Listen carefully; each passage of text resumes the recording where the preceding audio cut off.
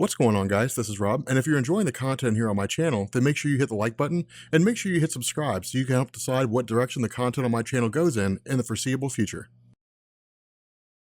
Oh, members of the Rob Corps, I'm buying a house. I'm actually buying a house, and I'm really excited about this because we're a few months out. I want to make some improvements with a few things, the basement, so on and so forth. But I will do a house tour once everything's all said and done. There's a room that I want to put a sauna in, like one of those steam rooms. It'd be really kind of cool. Anyway, what is up, guys? What is up? Yes, we are back with another installment of Omega and beyond Omega level characters, a series where we highlight the grossly overpowered characters that exist in comic books. And in this video, we're going to be focusing on Marvel's version of Superman, Hyperion. The reason why I say he's Marvel's version of Superman is because even though Marvel has put out several characters over the years that have drawn inspiration from Superman, like the Sentry and Blue Marvel and Gladiator, Hyperion was the first, having been created in 1969 by Roy Thomas and Sal Buscema. Now, as we get into a discussion of Hyperion's origin and his powers, it's going to be impossible to miss the influence that Superman has on his character. Something we have to understand, however, is that there have been several versions of Hyperion that have appeared throughout his history. So what we're going to do in this video is we're going to try to quickly go over most of these versions with a brief description, and then we'll get into a discussion about the only thing you guys really care about, his powers. Now, since this is not a full-fledged character explanation, there are going to be some things left out of the histories of each version covered here. Undoubtedly, there will be those folks who are like, actually, you missed this. Yes, I just told you we would miss it. Now, I want to give you an understanding of what the character is capable of. So the primary version of Hyperion is from Earth 712, where he was the last surviving member of a superpowered alien race called the Eternals. And we'll get into what specific powers Eternals have here in a minute. But Hyperion comes to Earth and is raised by the Milton family, and he adopts the Earth name of Marcus Milton. He's given a good moral upbringing and moves to the city of Cosmopolis, where he takes a job as a newspaper cartoonist. He would later go on to use his powers as a superhero and join a group of other superpowered beings called the Squadron Supreme. So yeah, Marvel was being pretty deliberate here. I mean, Hyperion is basically supposed to be a pastiche of Superman, as anyone who's remotely familiar with Superman's origin would immediately see the similarities between the two characters. Now, after the Squadron Supreme encounter the Grandmaster, one of the elders of the universe, basically the last surviving member of his own race, Grandmaster sought to make a clone of Hyperion on the main Marvel universe. Now, Grandmaster was successful in doing this, and he implanted false memories into the clone, leading the clone to believe that he was an explorer from the planet Yttrium, at least I think is how it's pronounced, named Zib Ron,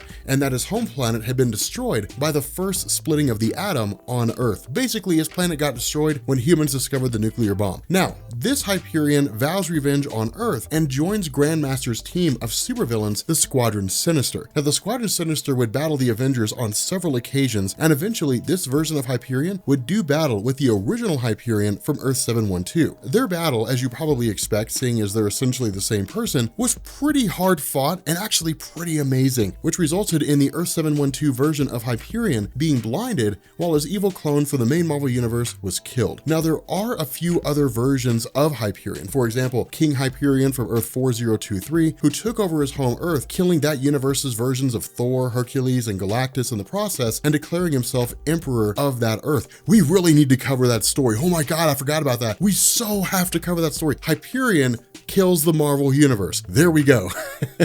But after he seizes control, his subjects decided that they would rather die than live under his tyrannical rule. So they detonated a nuclear bomb to destroy themselves and their entire world, which is pretty intense. Now, Hyperion, of course, survived the explosion and was pulled from his reality by a race of aliens called the Time Breakers to join their Weapon X team and serve as a nemesis to the time-hopping superhero team known as the Exiles. Now, he would later be defeated by Blue Marvel and imprisoned on the raft for superpowered criminals, but after escaping, he was recruited to join the Thunderbolts before dying at the hands of Man-Thing's burning touch. Man-Thing is this really weird character that exists in Marvel Comics. Florida's already a home for like the weirdest things, like Florida Man did this, but they have what are called the Florida Everglades, which exist in real life. But in Marvel Comics, the Florida Everglades are actually home home to this interdimensional portal that if you walk through it, you end up in like this massive labyrinth and you can literally just start jumping to different realities. It's kind of cool. It's actually how Howard the Duck ended up in the Marvel Universe back when he first showed up. It was really kind of a weird situation. But finally, we come to the last version of Hyperion, which is the version that you're probably most familiar with if you've read anything recent from Marvel Comics, which is to say anything in like the last 5 years, like any of the lead up to Secret Wars and Jonathan Hickman's Avengers and New Avengers, which is where the Hyperion from Earth 13034 made his appearance in issue number 1. This version has a pretty similar origin to the Earth 712 Hyperion, but his home universe was in the path of an incursion, a colliding of two universes whereby both universes are destroyed and which served as a main plot point of the Secret Wars event in 2015. Now, this newer version of Hyperion is the sole survivor of this incursion and is pulled to the mainline Marvel Universe by Advanced Idea Mechanics, basically this rogue scientific group that was originally part of Hydra, who basically keep him captive until he's freed by the Avengers and joins their team. Now, Hyperion would be killed battling a wave of the nearly omnipotent aliens known as the Beyonders, but was brought back to the main Marvel Universe following its recreation after the Secret Wars event because Marvel failed to reboot. Hyperion would go on to join the Squadron Supreme in this new universe and was most recently seen among the most powerful characters in the Marvel Universe trying to repel a wave of aliens during the events of Secret Empire. And so now that we've covered who Hyperion is, or at least the many versions of him, we can get into what his powers are. And just as his origin story bears a striking similarity to that of Superman, so do his powers. In case you're like not from the planet Earth, or you're like an alien,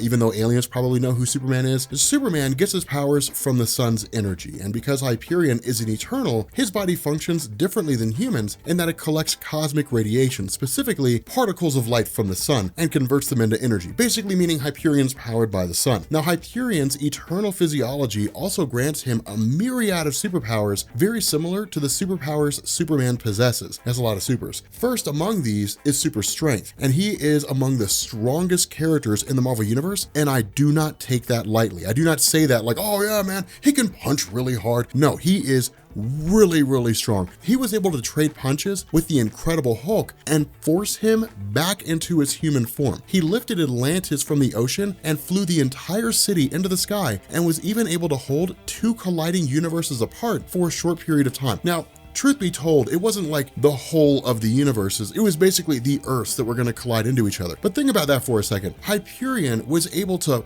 push two planets apart, able to like hold them apart from one another. That's pretty insane. Now, in addition to being one of the strongest characters in the Marvel Universe, he also possesses super speed, durability, and stamina. He can fly and his body can convert photons into energy. He doesn't need air, water, or food to survive. He has a highly enhanced intellect, outclassing the Avengers computers in calculating the point of impact of a bomb, and can determine the parentage of someone simply by glancing at their DNA samples. Hyperion can take a great deal of punishment due to his superhuman durability, but also possesses a regenerative healing factor that's so advanced it actually slows down his aging. Not only is he nearly impervious to physical energy, but is immune to any disease and poisons. If Hyperion didn't sound similar enough to Superman already, he also possesses atomic vision, which is pretty much exactly like Superman's heat vision, which allows him to shoot beams of energy from his eyes that have been shown powerful enough to kill Namor the Submariner, but that doesn't really matter because Namor sucks. So yeah, Hyperion is pretty much a direct copy of Superman at every level, but at least he doesn't have X-ray vision, right?